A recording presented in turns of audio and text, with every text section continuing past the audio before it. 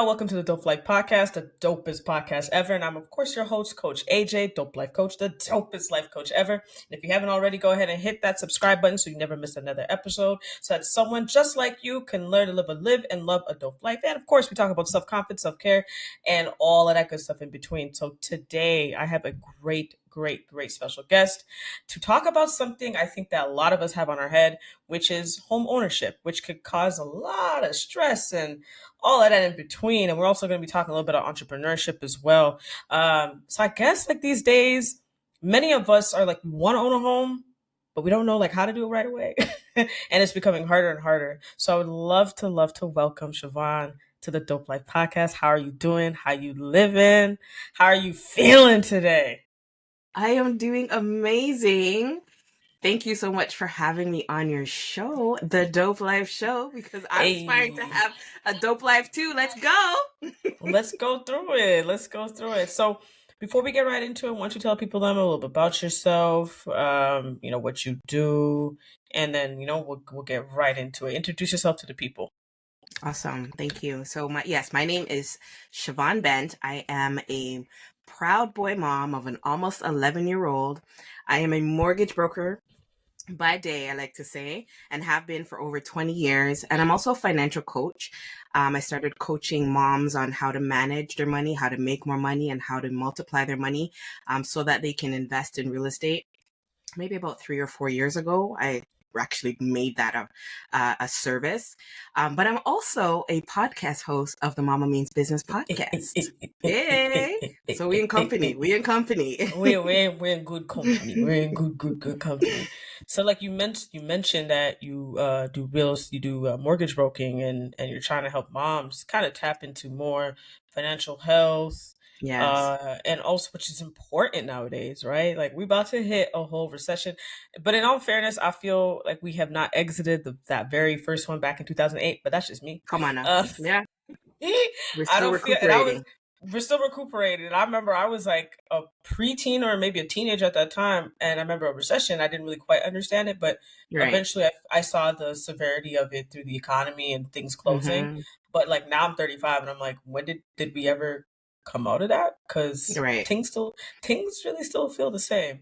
So They do. if a person For different households. Mm-hmm. for different for different households, I'm not gonna say like it's not for everyone, but like I was even watching another podcast and they were talking about how the interest rates have recently gone up here in Canada, and Mm-hmm. he's like, yeah, I know I got the money to drop another 2-3 G's if I need to, Right. but I can't imagine if I didn't have the platform or the income I have to drop these 2-3 G's. Exactly. What I be like what would I be really doing? Like what me and my wife would be really doing? And we got kids like this. I can understand people's frustration because yes, Mm-hmm. I'm talking in a place of privilege, but at the same time, he said I can't help but think like what an average person, like how are they making it work? Right. So be that has been said, but what got you to the decision of being a mortgage broker, becoming one, and like Mm-hmm. how long total have you been doing it? Wow. So how I got into the industry was literally by an opportunity, being in the right place at the right time. But what introduced me to real estate was a decision that I had made at the young age of 23. See, I'm the eldest of 3 children, raised by a teenage mom.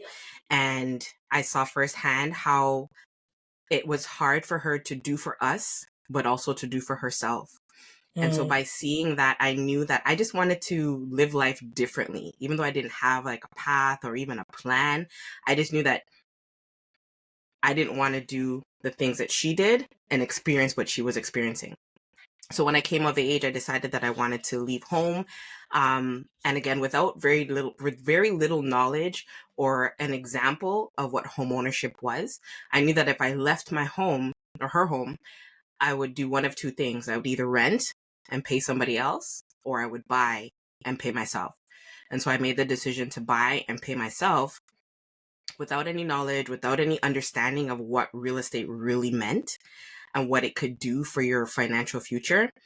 2 years after purchasing the property, an opportunity to join a mortgage team fell into my lap, and I said yes, and I haven't looked back, and it's been 23 years. 23 years. And you kind Yeah. of said something that's kind of cool. Like, it was just being at the right place at the right time. And sometimes it be like that. It just Mm-hmm. be like your alignment is you just being at the right place at the right time. And sometimes, and I say this all the time, like we'd be like, yeah, I really don't feel like going that place because it's uncomfortable in terms of like I have to do something or it's a little bit out of my Right. comfort zone. And then you go and you're like, oh, Mm-hmm. okay. Like Mm-hmm. this actually, like not talking about safety. I just mean like maybe you're like, God, it's a little bit out of the box. Like this is not something I would normally do. And then you go and you're like, Right. wow, look what You it were aligned supposed to to do it. it. You were Right. Mm-hmm. supposed to do it. Like your alignment was there. And I think it's pretty cool that I think we look at our parents and we say, okay, yeah, we see what they did, but we want to elevate. And we want to constantly have the generation after us to elevate beyond us as well. Like constantly keep Absolutely. moving that bar. And you did that. You said, okay, I see Mm-hmm. my mom doing this. I'm gonna do this, and then I'm gonna do this, and then that. And I think that's pretty dope. That's definitely dope. Thank you. But what is most important for you being in your current role? Right now, and has been for the last few years, let me say, even since I've had my son, because I saw life differently before I was a mom, right? I'm sure. What I didn't know before was um it wasn't so much as not wanting to be like my mom. It was just knowing that there was other information out there that she didn't have, that so she couldn't make the right decision. So I was now going Right. to access information that could give me a different result. And so after I had my son, uh, I knew that I had to make things different again, right? So it was different for myself before, but now it's I have to make things different for him, and not just today, not just tomorrow, but like 15, 20, 30 years from now. Um and while I was working on that for me, I'm a believer, and I know that everyone has an assignment and everyone has a calling that they are placed here to fulfill. And with my experience with my mom, now me being a mother, which is a whole nother story, but me being a mother, It's I all knew good. that It what all is it all aligns, yo. it It all all worked out, aligns. right? It all worked out. Yeah. I knew that my purpose was greater than the job, because I was doing mortgages as a job. It was much more than that. And so I created a community called the Mortgages for Moms Community. We're an online platform where I focus on educating moms about money management, about credit and debt, about investing, not only in real estate, but even in the very simplest as savings account. Having the right accounts can help your money work harder for you than you work for it. So that would be I would say, is the most important thing for me, people understanding how money works and how what we've been taught through the traditional means is not always best for us and our family. Yeah. Yeah. That would be the most important thing for me.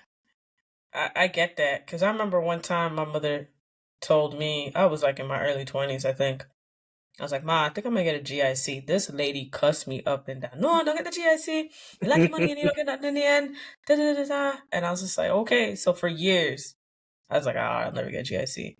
And then Mm-hmm. one day, like this year, I called up my bank. I was just like, hey, yo, like, just curious. I don't understand the interest rates are up, but someone kind of told me that it benefits when you have money to like put it aside and stuff. And they're like, oh, yeah, yeah, Mm-hmm. come in and we'll talk about it. They said GIC. I'm like, you know what? My mama said it's not a good idea.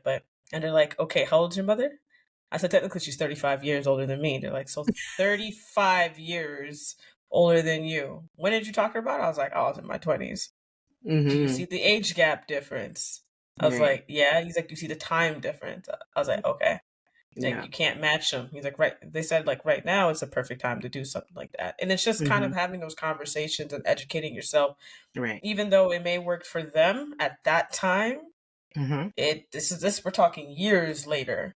Right. You can actually start looking into the finances that will work for you and your family or just for you. Because, hey, let's keep it a buck.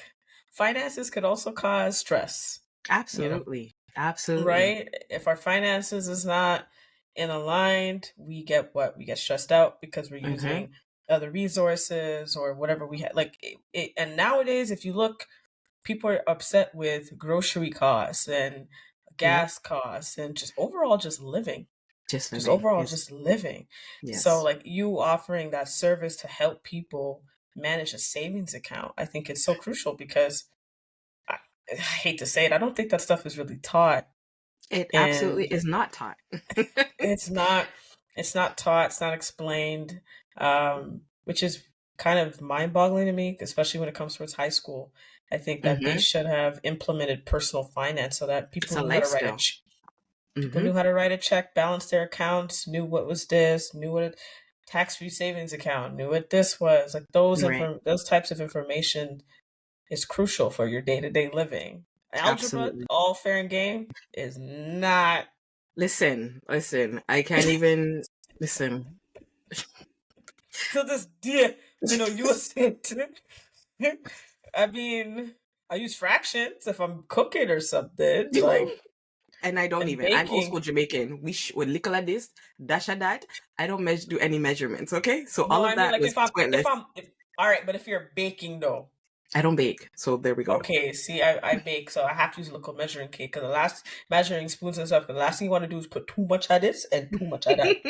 So, but yeah, I get it. I just do it as my partner says. You just do it as the ancestors tell you to stop. And I say, yeah, I do it as if my mama would be would be stopping. Like I think she stopped right Exactly. about here.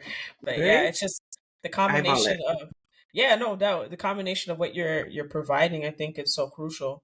But I want to ask, considering like your focus on helping women with their finances, what highlight have you had so far with doing such work? Because that's great work that you're doing. Hmm. I would say the greatest highlight has really been witnessing these mothers feel more confident in managing their money.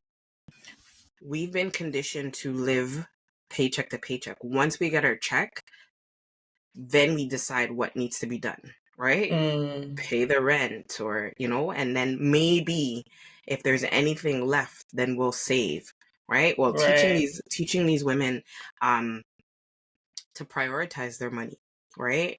You're the one that actually has to go out and work. And if you don't work, no money's No coming money in, now coming in. right? Yeah. So understanding that paying yourself first, making sure that you're not living off of credit debt because every dollar that you pay towards a Visa, MasterCard, Fairstone, yes, I'll call their names, right? Those Capital One, those I was like, companies. who is Fairstone?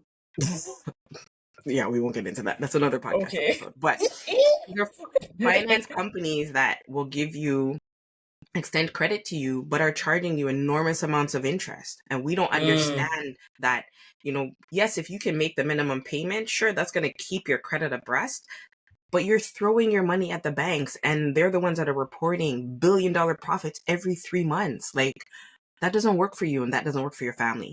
So having these conversations, like laying it out, like, this is what you got to do this first, then you do this first, and then you do, like, just breaking it down to them and them hmm actually feeling confident that when they get their checks already have a plan, right? They're not working hmm behind the clock. So that, I would say, that's my greatest um uh what did you call it?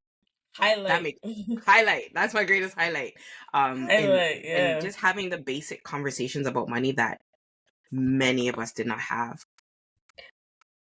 And I think also being like we're both Jamaican descent, I don't think that these conversations was really had with our parents. We saw them pay the bills. We Absolutely. witnessed them do it. Mm-hmm. But I Mm-hmm. will say one of the things that my mom did, and I look back now, and I know I'm speaking of a little bit of a place of privilege, but it taught me money management. My mom Mm-hmm. gave me a allowance. Each Mm-hmm. week I got $25. And what she said to me was this: whether you use the money or don't use the money, that's up to you. Right. Your lunch will be here. Your dinner is always here. But if there's a day that you're saying, I want to go buy myself a little slice of pizza, by all means. If you have Right. money left at the end of the week, not a problem. And I was just Mm. like, so I don't have to spend it all the time. And she's like, no. Okay, bet. So I would Yeah. like hold money over for the next week. Me and my best friends will Right. go grab like a 1-2 cheeseburger here and there. I'm like, all right, Friday we'll go get it. Cause mom's not cooking on no Friday. So like we do little This is that. it. Like, yeah, and she taught me how to save. Mm-hmm. I didn't really realize it until like became I got my job and I was like, oh yeah, let me put a little money aside. I just didn't quite catch what she was doing. Right. Basic principles. Right. Basic principles she was teaching me. Right. Till this day, I got stuff that comes out of my account. I don't see it. I don't care. Yeah. Paying yourself first. Listen. doesn't phase me. I'm like, Mhm. okay. I don't count. I'm like, yeah, okay, no problem. But it's because of that practice from when I was like 12, 13, 12 maybe. And Right. like, And logic, knowing that if you had $25 and you blew it on, by Tuesday, what are you gonna do for Wednesday, Thursday, Friday? but also think about it. Back then in like late 90s, early 2000s, if you're really spending $25 a week, like Yeah. candy was like 5 cents. Right? Let's keep so like if you're really bucking $25 a week, something's not right. Like for real. The True, only thing, true. yeah, yeah. The only thing I regret was I wish I kept. I only have a few of them, but the old $5 bills. I wish I Mm-hmm. kept more of them because obviously now they're not the same anymore. But Right. yeah, no, like if you really, like I said, I remember this one place I used to go to by my elementary school. The cheeseburgers were $2. Come on two now. bucks. Yep. Like, there's no way I'm gonna spend $25. If I did, I got some serious money management problems. If you really think about it, like, wait, what? My mom would look at me cockeyed, like, you spent $25 in a week? Yeah, Right. buy slushies, candy. She'd be like, we need to talk. We need to we talk would, for sure. I'm we sure would she would need have to. adjusted it. But real talk, like it's like even she, sometimes they say they give you enough rope to hang yourself. So she knew if you did spend it off, then you. Yeah, Mm-hmm. I think you're right. I think she was testing me on it at first to see Mm-hmm. how I would handle it. But then when she said, like, you don't look, food's always gonna be here, so you don't gotta worry about buying food. I was like, okay, so food's always gonna be here. Okay, that's fine. Right. Like we're good. Like I got nothing to worry about. I got nothing to Right. worry about. What is one of the like how do you balance your mental health being an entrepreneur, a mom, a mortgage broker, a financial that's a lot of hats, a daughter, a sister, an eldest one at that. Like At how that. at Right. that. I mean, I'm the youngest. I know how what Oh y'all go boy. through. Taking care of the rest of us. We love you and respect you. I got an older sister. I love and respect. Shout out to my sister March. Shout But out, yeah, Marge. like shout out to my sister March. But yeah, no, for real. Like, how do you balance your own mental health within all of that? So one, I have this love-hate relationship with the word balance because I don't feel like it's ever even possible to attain like a Mm, real balance. Um, I will say, pre-pandemic, mm, I've just always been that go-getter, right? Even after having my son, it was just do what I gotta do. So I really didn't take notice of my mental health. I was just doing what I had to do whenever I had to do it, sleep when I needed to sleep when I could sleep, and just kept it going. But it wasn't until we were confined to our homes, my son was in school, that I realized that I needed a mental health break. mm, Doing the online schooling, I could teach an adult money, but a 6-year-old, it just wasn't happening. It wasn't happening. yeah. And so what I do now is I take my breaks. Like if I need to send him away to an auntie, to his dad, wherever, upstairs, like away from me, I will do that. Getting rest also is something that as I said, I didn't really prioritize. And so getting rest for me does wonders. If I can get a good, Mm, and it doesn't even have to be 8 hours, but some days it might even be 10. But if my body's telling me that I'm tired, I'm getting rest. Um, Also, I'm learning now because I'm an introvert, so I kind of like to be by myself and not really talk to anyone. Being the older sister and having to take care of the younger siblings, but I like prioritize my alone time. But I'm now learning how important having community um, mm, is. So having people around me who, if I need encouragement, can encourage me. If I need to pray, can pray with me. If I just need to like vent, I can vent with. So I would say those are the tools that I've been using mm-hmm. to manage the mental health when I realize that some extra attention needs to be taken. I like that approach. I think you know what? Whenever I ask these type of questions, people always say, "Well, COVID," and I'm like, "Yeah, COVID really forced us to sit down and really look at Be with ourselves ourselves. Yep. and be Mm-hmm. with our thoughts, like heavy, and Heavy. really figure out, okay, I'm stuck in here. Well, what am I doing with my life? Like it. Yeah. I think a lot of people ask themselves that question, but you had a Mm-hmm. key point that I want to point out to parents. It's okay to create boundaries with your children. Okay, Absolutely. Yeah. okay. Yeah. It's okay. And you don't Mm-hmm. want to know something? They understand. If you just Yeah. say, look, I need a couple minutes real quick, Mm-hmm. most of them be like, all right, cool. Like, I'll Well, go. that's also something that you got to teach them. I mean, it takes over time. Mm-hmm. You're right. Let me rephrase. It does take over time. But Mm-hmm. once they under, because I remember my mama used to work nights. And Friday nights, don't bother my mom because she Mm-hmm. worked Sunday through Thursday night. Right. I didn't bug her. We didn't ask her questions. She was sleeping she would try to stay awake on the couch, but she would always fall asleep. And we Right. would leave her be. And it was just, mom's tired. Mm-hmm. Mom's tired. It's cool. Give her space and give her respecting that boundary. I think that's super important to teach your kids that, not just for them to respect your boundary, but to also for them to know boundaries. Because I don't think we Whew, knew that's it them, right there. We right? had none. Yeah. What was We boundaries? Don't cross boundaries. What the are you street. talking about? There was Yeah, no boundaries. you talking about what boundary? We didn't have a boundary.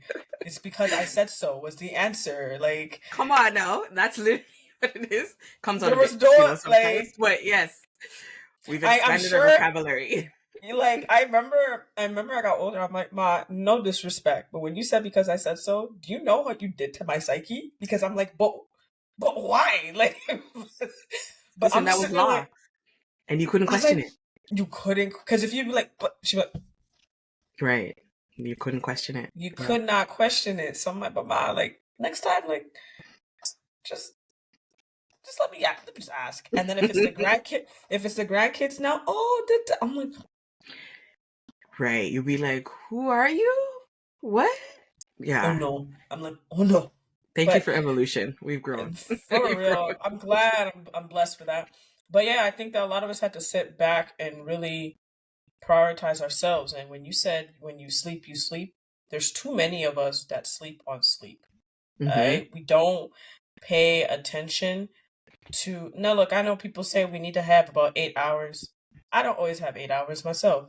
Right. But if I sleep hard, I wake up, I'm like, all right, let's seize the day. I'm Gucci. Let's Yep. go. And Mm-hmm. I could get a good night's sleep sometimes, even with 6. Don't ask me, but I'm in. And when I'm gone, I'm gone. It's about And it works. conditioning too, right? It Yeah. works. Yeah, it works for me.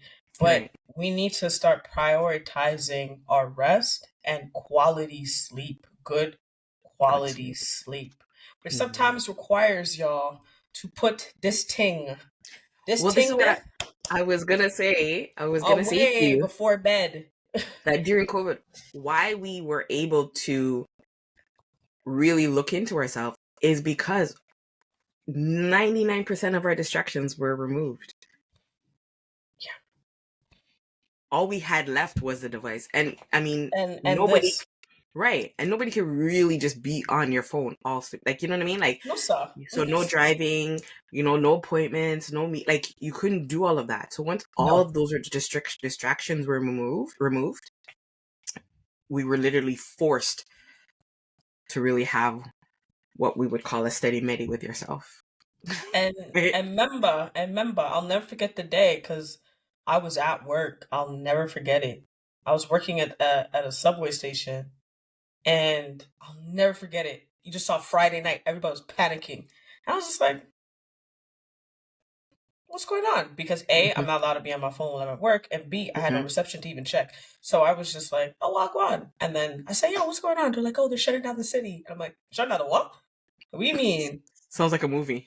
Yeah, and I'll never forget the time in between those however long it was, a couple months when nobody was outside. Yeah. Like I would come to work and because I had no choice but to still show up, Right. and I would just see like nobody. Couple Yeah. people like that were unhoused and homeless and trying to figure out themselves what's going on, and I'm like, yo, Right. I don't know much neither, my friend. Yeah. I'm just trying to figure it out and make it. But the blessed part, as you said, like nobody could leave. Yo, I got to work in 15 minutes every time. Let's And focus on the positives, okay, I AJ? was downtown. Yeah, I'll never forget it. I was working downtown, and that drive used to take me 30 to 40 minutes. Each time 15 minutes. I was like, all right, yo, so, and gas was cheap. Like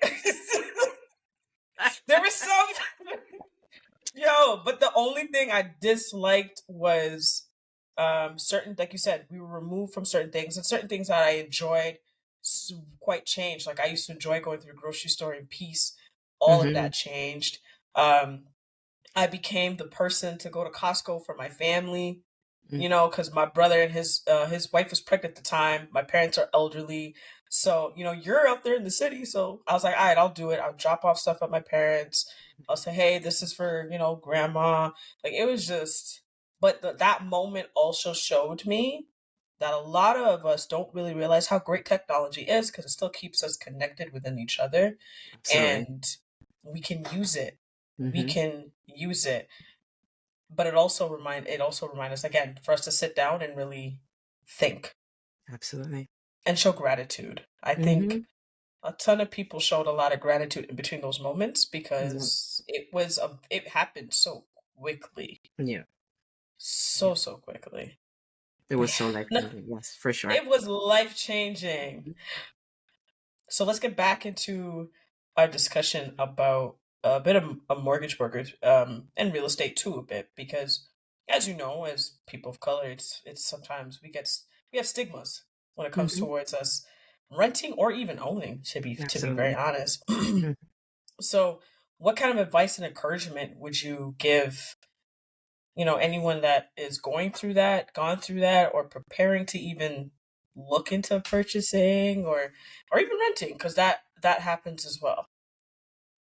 Okay. So well, I'll start by saying always focus on yourself, right? Mm, And the things that you know you need to do to help you get ahead, whether it is to purchase a property or to find a new place to live, right? mm-hmm, Some of the things that are very important in the process, of course, is income, right? No matter whether you're buying or you're renting, whomever you're asking for, the space or the loan, they want to know that you can mm-hmm, afford their space, right? So mm-hmm, focusing on your income, making sure that you are financially stable, right? And I know that everyone needs some place to live, but in yeah, order to live someplace, you got to have some fun. So making sure that your income is as stable as possible, and don't limit yourself with respect to your income. That's a mm, conversation that I have a lot with the ladies is like, you know, we want to accomplish all these financial goals, yet we become complacent with the income that we earn.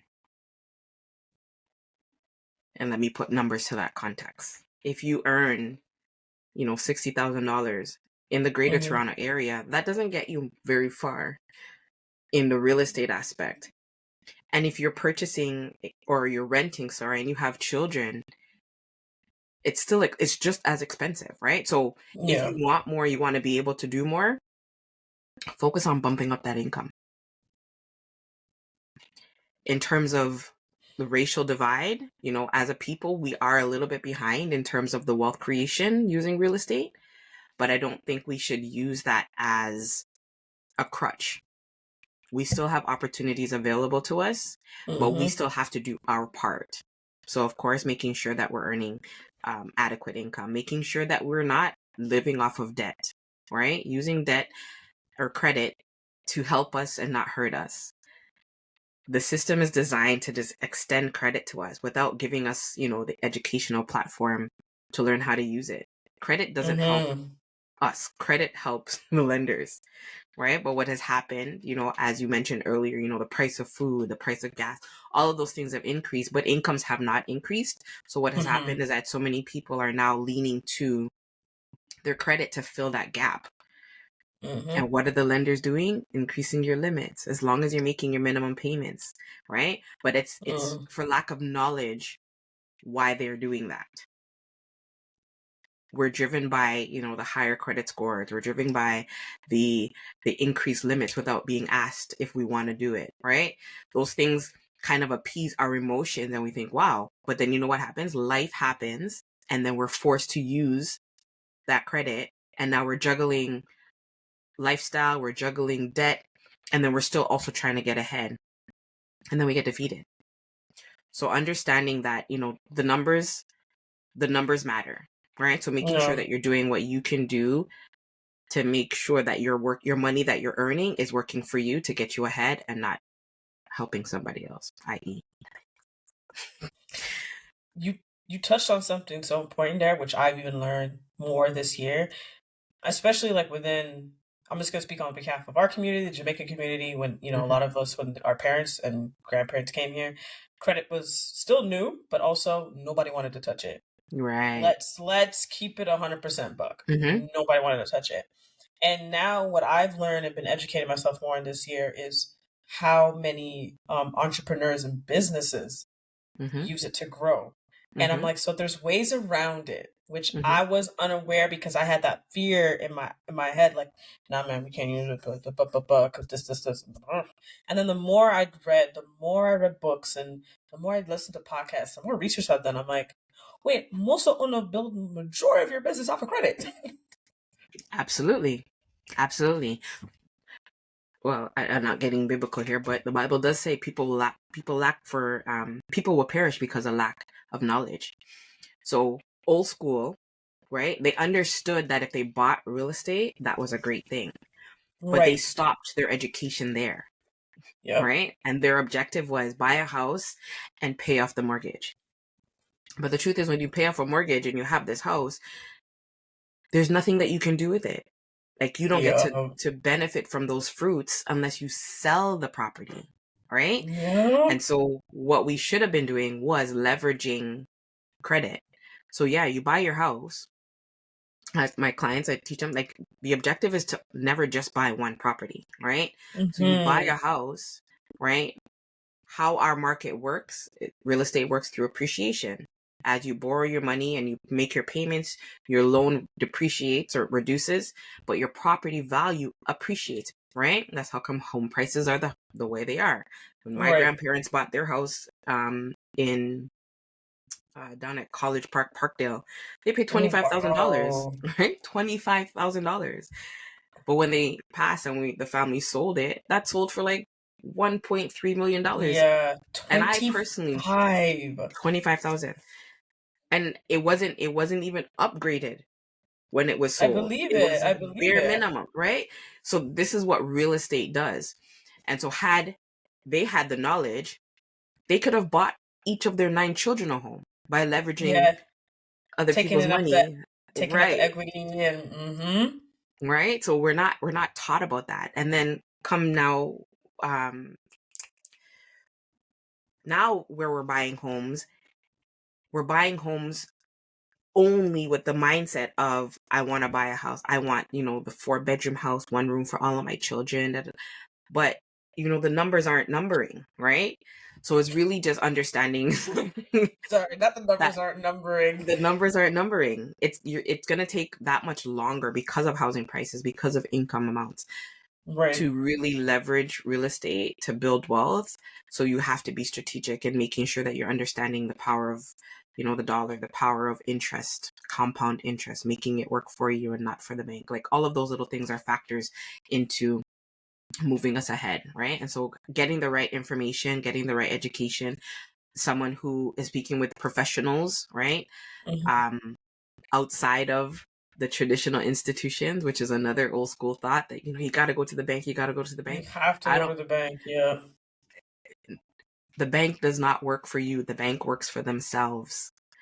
And this is why there's mortgage brokers, there's independent agents that can give you um, an unbiased perspective, right? When you go to Hmm. the bank can only sell you what they offer, that one institution. As a mortgage broker, I have access to over 50 different types of lenders, right? So wherever you are, you can find Hold on. Let's financing pause or for an a opportunity. second, y'all. Listen to what she just said. Oh, As a mortgage broker, she has 50 other options. hmm. Okay. Like, just understand, like, I think the importance of this part that you're saying is we need to start looking beyond what our parents did. Absolutely. you know. But Absolutely. they laid out us a little bit of a foundation so that we could Mm-hmm. see and say, okay, now we got to start continuously educating ourselves Mm-hmm. because yo, things are moving every day. And I know Absolutely. you don't want to become overwhelmed, but there's always we got something called the internet. And Oh yeah. there's a couple of things called YouTube, Google, and believe it or not, TikTok, where people Mm-hmm. are giving this info. These are all search engines. People are Mm-hmm. giving this information to you. And then Mm-hmm. there's podcasts like mine or Siobhan's where you can learn these things. Absolutely. All right?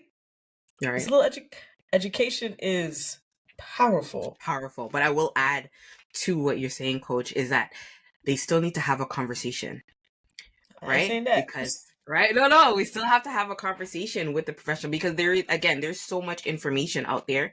How do you know Yeah. what is right for you? That and all I'm saying is look around. You don't gotta Yeah. just do what our parents did. Right. There's other options. There's other ways that you can pull it. And I think that's the key part about it. We don't Mm-hmm. got to do the same way our parents did. They laid out the little bit of a blueprint, The foundation. They set the the foundation, right? foundation. Yeah, they gave us a little blueprint. Now we can start adding more to that blueprint, and it's cool. Absolutely. Don't Yep. be afraid to do it.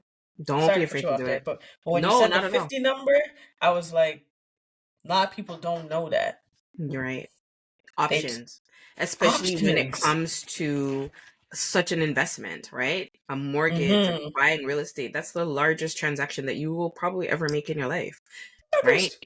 Do you want to take the first offer that you get? Do you want to just, leave your family's financial legacy in the hands of a biased representative?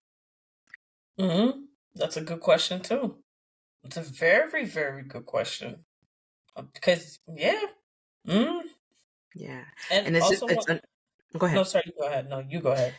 Just understanding that what you do, what the choices you make are going to benefit your family. So Yeah. having access to different information will only help you. When you go to particular institutions, their objective is profit. Period. Yeah. Yeah. Their objection. Okay, I got two more questions for you. The first question I have is we got, like you said, your grandparents, uh, they passed on and they bought their house for 25K when they first got here. And Mm-hmm. it sold for 1 point whatever. What I think 1.3 you said. Mm-hmm. Do you because now we have some generations now that are, their parents are passing on and they have property perhaps. Would you suggest them keep the property or would you suggest them doing something like you did and selling the property? Now I understand it depends because Really? Yeah. it could be too many cooks in the kitchen, as they would say, too many people Mm-hmm. involved, and it's just like sell, split, and call it a day. But ideally, what would you suggest in both angles? Well, I do believe that it depends on what the goal is of the family, right? I can Mm-hmm. say that we should be planning for generational wealth, but you may not buy into that concept, right? But as a culture, as a family member, as a parent, as a patriarch or matriarch of your family, why wouldn't you want to create generational wealth? And so, if the numbers make sense, I would suggest that you keep that property, leverage it, but keep it. Mm-hmm. Leverage it, take the equity out, Buy do more your own property, thing, buy more property. buy more property, right? Once you understand uh, the true real estate game rules, then you'll know that that's what you're supposed to do. Buy Just all in the one, education. leverage. Buy one, leverage. Buy another. Buy two. Buy three. Right? And just keep the system going. Okay, okay. And the last question I ask everybody this. What makes you feel the most dope? Oh, geez. Okay. What makes me feel the most dope? The most? That's a hard question, actually. What makes you You feel know what? dope? I think so. Outside, as I said, my personal life and my professional life have intercommingled. Like, so they're like one and the same, right?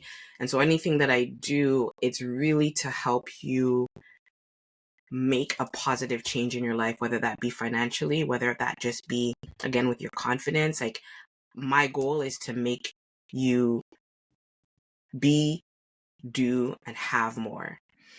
And so when I get feedback that something I've said, maybe something I've taught, something I've shared has made an impact in your life, makes me feel really dope.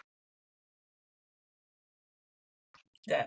Can I tell you though, this conversation was so dope because we don't talk about finances as often as we should, especially within our community. So I want to say thank you so much for stopping by on this episode. I Thank you truly for appreciate having it. me. This was a great conversation, and I hope that you, the listeners or the viewers, gain some knowledge out of it.